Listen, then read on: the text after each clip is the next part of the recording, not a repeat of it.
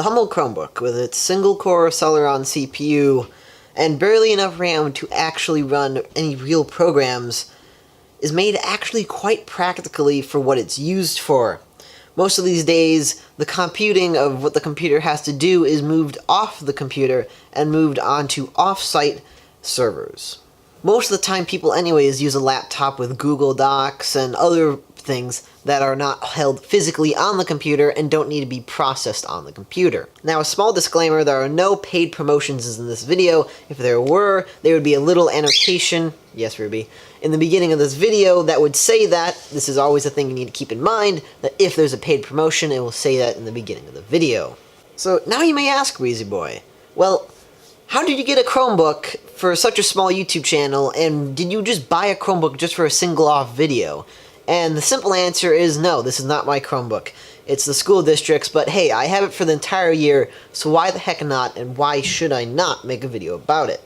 Anyways, besides that fact, I use this Chromebook a lot for making the scripts now, because I've gone from doing this whole video and process of pretty much on the fly to having an actual script.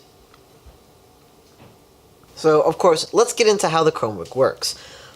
It really, honestly, the whole design philosophy behind it is that it has a minimal processor and a minimal amount of processing that's done on the computer natively, and most of that is dealt with off-site.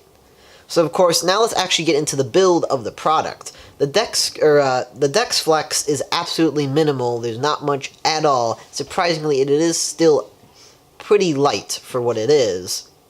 The screen is acceptable at 1080p. It's not the world's best, but hey, $150 to $200, I'm okay with that. The keys are made good enough so that you can type in a small session without having any major issues.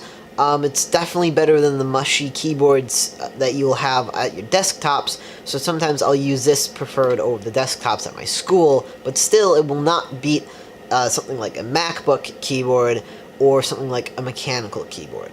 So the camera, of course, on here is pretty bad. I mean, it should be suspected that it's mostly for just showing the point between that if you're having a video call, and of course the microphone is easily acceptable as terrible. So now, of course, one of the best things about the Chromebook is honestly the trackpad, because I remember the days of holding a ginormous laptop, and I just hated it because it was so inefficient.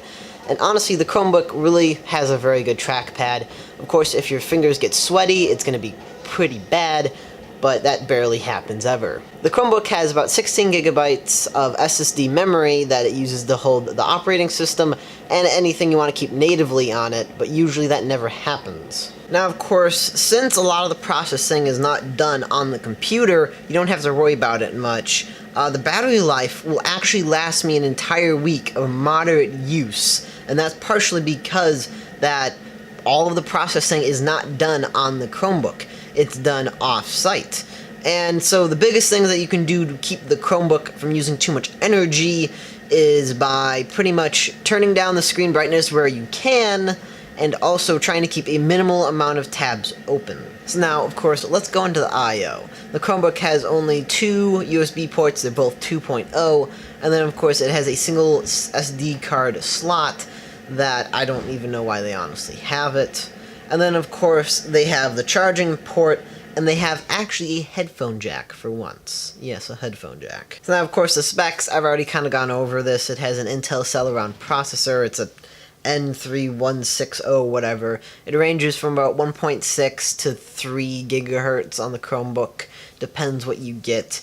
And then of course it comes with 16 gigabytes of SSD storage. So the Chromebook tackles a lot of problems by giving you a well-rounded machine that's very cheap, but then can do a lot of the other things that a bigger machine like a MacBook can. To be completely honest, no one's gaming on a MacBook. Really, honestly, not that many people. And most of the time people buy laptops just to write documents on them. So I think the Chromebook is honestly a fantastic answer to this, and it's a very, very good piece of tech. So of course, a little side note, this entire script and most of the scripts onward are going to be written on my Chromebook, partially because it's portable and I love the keyboard, it's not that bad. Of course, there's stickers on it, so don't expect it to last that long, but hey. So one last thing, in the comments below, Tell me if you want to see me do some live streaming of a game that I like to play, or games.